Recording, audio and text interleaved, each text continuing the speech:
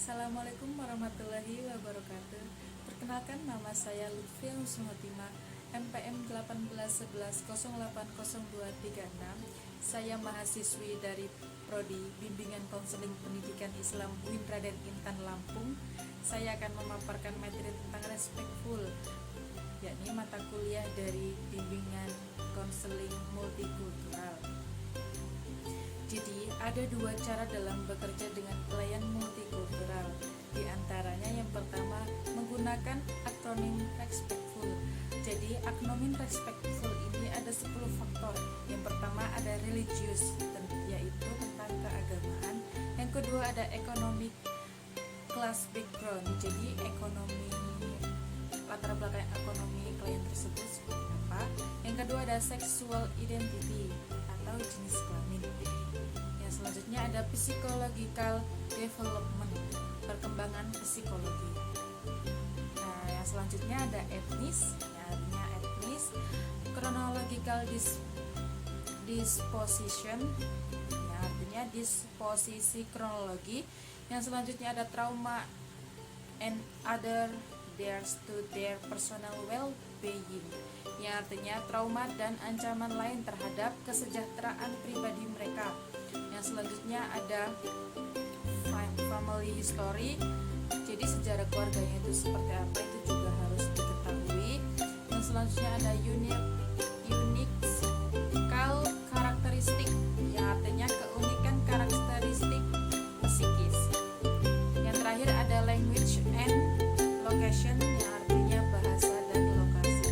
Yang maksudnya di sini lokasi adalah di mana alamat tersebut atau lokasi.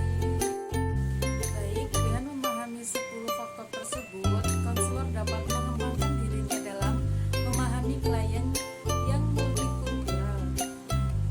Maksud klien multikultural ini akan di mana seorang konselor akan menghadapi klien yang beda-beda budaya, beda-beda agama. Jadi di sini ketika seorang klien memahami 10 faktor tersebut, klien akan lebih efektif dalam melakukan konseling multikultural.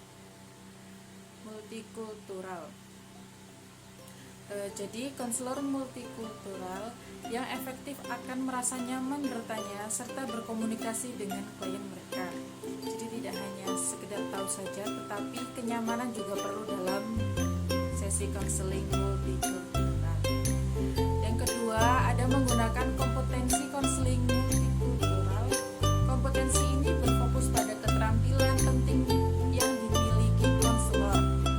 Yang pertama ada sikap dan keyakinan yang tepat. Jadi sikap maupun keyakinan seorang konselor itu harus diatur dalam melakukan sesi konseling agar konseling dapat berjalan dengan baik dan tidak ada yang dirugikan. Yang kedua ada pengetahuan yang dibutuhkan tentang budaya klien.